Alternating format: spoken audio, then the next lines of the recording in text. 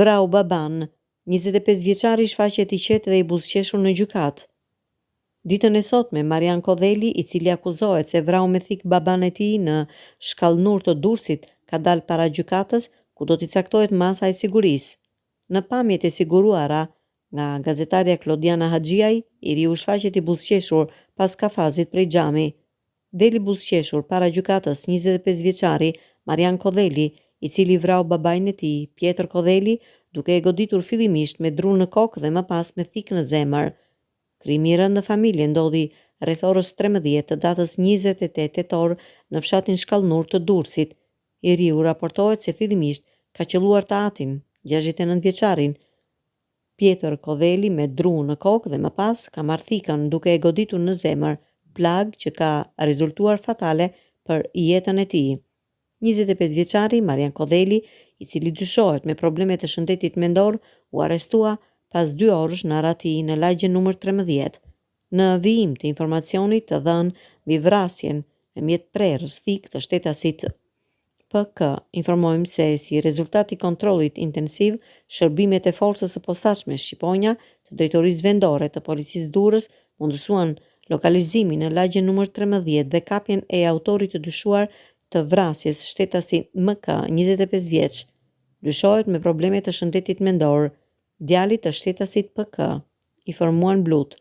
Shqiponjat gjatë kontrollit i gjetën edhe sekuestruan 25 vjeçarit në cilësinë e provës së materiale thikën që përdori për kryerjen e krimit. Babai pranoi që i biri të kurohej.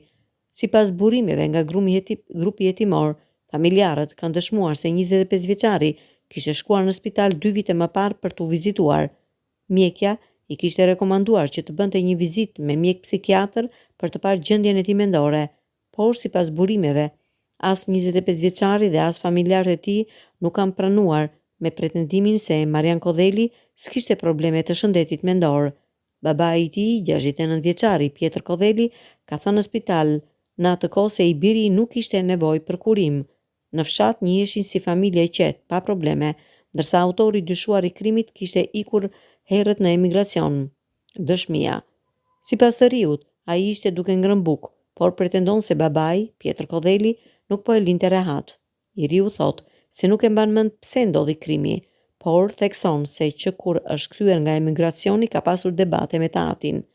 Ishim duke ngrënë bukë dhe babai mutur, nuk më linte të haja bukë i qetë, po nuk e mbaj mend pse ndodhi, por kemi patur grindje të vazhdueshme që kur jam kthyer nga Greqia para 6 muajsh. Kam jetuar në Francë, jam me pasaportë franceze, atje kam ndenjur rreth 6 vjet dhe më pas kam shkuar në Greqi, kam punuar 6 muaj. Nga Greqia kam ardhur në shtëpi dhe isha i papunë. Kemi patur debate me baban. Sheri ndodhi teksa hanim drek. Nuk e di si ndodhi. Mora thikën dhe e qellova, ka treguar djali.